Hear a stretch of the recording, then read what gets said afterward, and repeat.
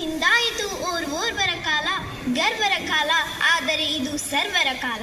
ಸರ್ವರ ಕಾಲ ಎಂದು ಸಾಬೀತುಪಡಿಸಿದ ಅಮರ ದಿನ, ಸಂಭ್ರಮದ ದಿನ, ಅದುವೇ ಗಣರಾಜ್ಯ ದಿನ.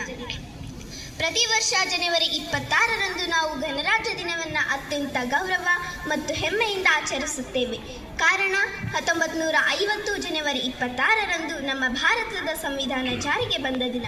ಈ ದಿನದ ಇನ್ನೊಂದು ವಿಶೇಷತೆ, 1930 ಜನವರಿ 26ರಂದು ಲಾಹೋರ್ ಅಧಿವೇಶನದಲ್ಲಿ ಭಾರತ ಪೂರ್ಣ ಸ್ವರಾಜ್ಯದ ಘೋಷಣೆ ಅಂಗೀಕರಿಸಿತ್ತು. ಇದರ ಸವಿನೆನಪಿನಲ್ಲಿ ಜನವರಿ 26ರಂದು ನಮ್ಮ ಭಾರತದ ಸಂವಿಧಾನವನ್ನು ಜಾರಿಗೆ ತರಲಾಯಿತು. ಸಂವಿಧಾನ ಅಂದರೆ ಒಂದು ರಾಷ್ಟ್ರದ ಪರಮೋಚ್ಚ ಅಥವಾ ಮೂಲಭೂತ ಕಾನೂನು. ಇಂತಹ ಸಂವಿಧಾನವು ಒಟ್ಟು 11 ಅಧಿವೇಶನಗಳು, ಸುಮಾರು 2 ವರ್ಷ 11 ತಿಂಗಳು 18 ದಿನಗಳು ಮತ್ತು 64 ಲಕ್ಷ ರೂಪಾಯಿ ವೆಚ್ಚದಲ್ಲಿ ರಚನೆಯಾಯಿತು. ಮೂಲ ಸಂವಿಧಾನವು 395 ವಿಧಿಗಳು, 22 ಭಾಗಗಳು ಮತ್ತು 8 ಅನುಸೂಚಿಗಳನ್ನು ಒಳಗೊಂಡಿತ್ತು. ಈಗ 465ಕ್ಕೂ ಹೆಚ್ಚು ವಿಧಿಗಳು, 25 ಭಾಗಗಳು ಮತ್ತು 12 ಅನುಸೂಚಿಗಳನ್ನು ಒಳಗೊಂಡಿದೆ.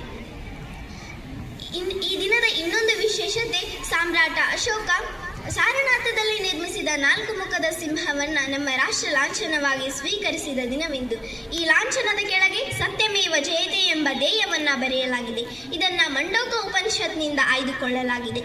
ಇದಕ್ಕಿಂತ ಮೊದಲು 1950 ಜನವರಿ 24ರಂದು ರಾಷ್ಟ್ರಗೀತೆ, ರಾಷ್ಟ್ರೀಯ ಹಾಡನ್ನು ಅಂಗೀಕರಿಸಿದ್ದರು. ಅಲ್ಲದೆ 1947 ಜುಲೈ 22ರಂದು ಪಿಂಗಳಿ ವೆಂಕಯ್ಯ ತಯಾರಿಸಿದ ರಾಷ್ಟ್ರಧ್ವಜವನ್ನು ಅಂಗೀಕರಿಸಲಾಯಿತು.